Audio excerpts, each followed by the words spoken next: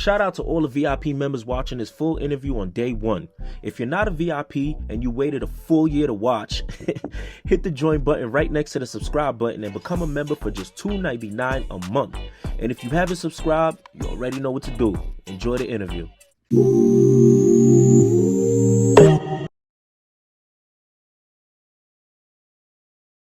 Talk about when and how you met 50. Well, we all lived in the neighborhood, so I knew 50 and Banks my whole life. But how old were you, and if you could remember, like the first interaction, like first day? I could say I was probably 9, 10. 50 was 12 on the block, but everybody knew he had one of them rhinestone jackets that said "Boo Boo" on the back. Yeah, and he was like this big. He had a high-rising ring, so you knew what he was doing. Yeah, drug dealer. And at that age, so when you see a nigga out there with the littlest nigga out of everybody, yeah, that's how 50 got advanced. Because you got to understand, a lot of people, thank God you got your mother and father, because he didn't have that. Yeah, he had his grandmother, his grandfather.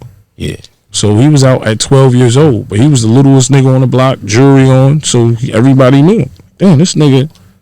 Yeah, you know what I mean? We in high school. Yeah, he's supposed to be in high school, but he's not. He's getting money. Yeah. Nigga had a Mercedes-Benz 4Runner. It's like 16, 17. So I was like, damn, he was like one of the illest niggas in my hood. That's crazy. That's crazy. You know, because he was outside so young, so everybody that was older than him. Yeah. Niggas was 19, 20. That nigga was 12. You know what I'm saying? That's why his mind is like that. Yeah. It's always going. Nah, facts. You know, people always be like, oh, 50's crazy, or he's this, he's that. You know, what did y'all like? What were the things that y'all bonded on?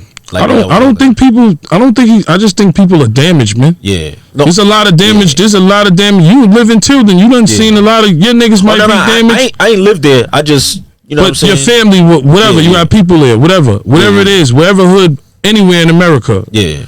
People are damaged. Yeah. You know, somebody might not have a mother and father or have the right guidance and make mistakes in life. Wow. You know what I mean? The gang raised you. The streets raised you. Yeah. A lot of motherfuckers is fucked up. So the best thing you can do is we could be the therapy and try to help, you know, young niggas out there to stay out of jail and tell them, yo, you know what? If you pull that trigger, that shit gonna cost you $50,000. Yeah. Instead of being a nigga to put the pistol in your hand. Like, yo, go do that. Yeah. You know what I'm saying? That's what we could do. But, you know, when we was younger, we didn't want to listen to our OGs. But now we OGs and like, damn, these niggas is wildin'. Yeah. But we was doing the same thing too. Yeah. So sometimes you got to let niggas go through what they go through to make the change. But you got to shout out people like I say my son all the time. Yeah, my son. People that's on the front line. People that's, you know, trying to make the change. Yeah. But that's on you. Yeah. Like my man Boopy, he work in group homes with the young kids. And like a lot of them niggas be having some tough shit going on. Yeah. You know, shit be real. A lot of people don't got it. There's more people, be humble, because there's more people that don't got it than people that got it. Yeah. Yeah, that's a be fact. Fucking humble, no matter how much money you make. Cause there's times that I wasn't humble and shit get crazy. Yeah, be humble.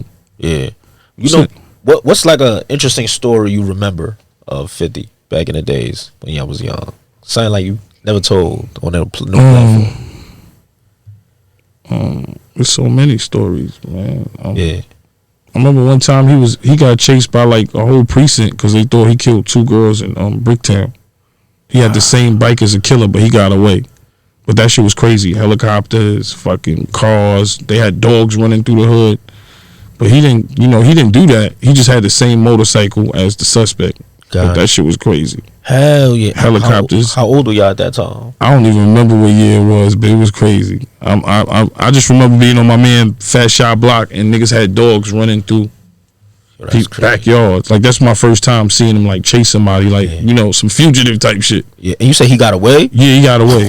Yeah, but the whole hood was going crazy. I came outside, helicopters, dogs. Wow, it was for a double homicide, but he had the same motorcycle. I think it was 1100. It was like blue and green. Yeah, that was crazy. Wow, that's how he got infamous in my hood too. One of that chase was crazy. Yeah, yeah. I already know at that. If I was that age seeing that shit, you come back to the block, you to bed. I mean, the 90s we had fun, man. You know what I'm saying? We used to be on the block, rain, sleet, snow. Yeah. It was fun, money coming in. It wasn't as much money as we thought. Yeah, but it was good enough for us. It was really pennies, bro. Gotcha. You know what I mean? That's what I was gonna say. Like, you know what I always think about? The amount of time niggas stay on the block and the amount of revenue he make. Right. Shit don't be adding up at times, man. I mean, do you feel like it did for you? Or I mean, when you see 50, like 50's doing what's the Flores twins? It's the Flores twins. Yeah. You heard of the Flores twins? Nah. 50's doing a podcast on them. It's got some big shit going. They work for El Chapo. Okay. But they end up, you know, in some shit where they was going to get killed and, you know, gotcha. witness protection, crazy shit. But 50 got the, but those are probably the biggest, richest drug dealers in the world. Wow. So you think the shit we doing on the block, we shot over for, niggas got killed for, was pennies, when you got niggas like moving billions and billions of dollars worth of work, millions of dollars. Gotcha. You know what I'm saying? That shit is pennies, bro. You got niggas out here like El Micho, El Chapo. These guys are billionaires, bro. Hell yeah.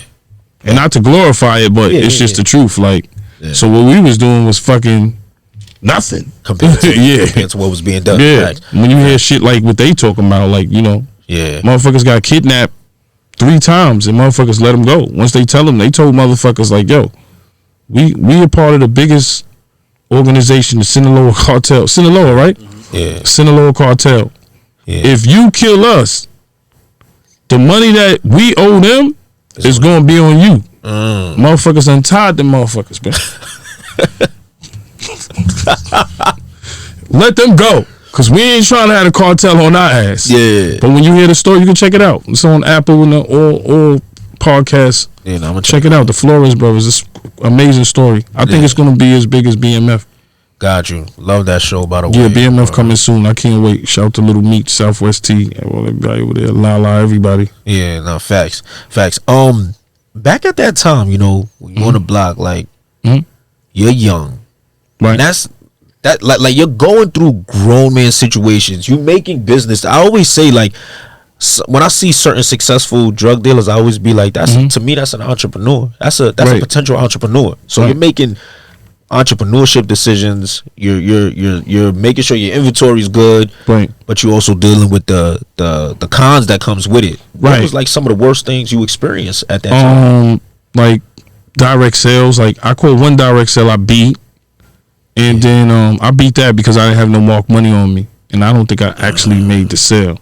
I think I gave it to somebody and they made the sale. And then somebody I knew I served, I knew the person, but they was fiending, so that was a direct sale. But I think the worst thing about selling drugs and being in the streets, catching a felony. Yeah. Because that's the trap. Once you catch the felony, motherfuckers going to be like, nah, you can't work here, you can't work there, you can't work here. So you either got to be an entrepreneur or thank God that somebody that accepts somebody that take felonies. Yeah. Because you ain't working at Saks Fifth and all that shit. You know what I mean? Or the bank and all that with felonies. So I say, if I could backtrack, that's what I wish I never had, was a felony. Gotcha. Because look, even if you go down south, you can get a gun license. Yeah. So we got dudes in New York that's doing time, doing 4 or 5 years. When you go 12 hours ago, you can get a gun license and you can legally kill somebody because you can't have, there's no self-defense in New York. Yeah. So it's like a felony, or like when I want to go to Canada and I got to fill out all these paperwork because I'm going to Canada on tour. It's a lot of stuff I could do, but having a felony sometimes is like a headache. Yeah, absolutely.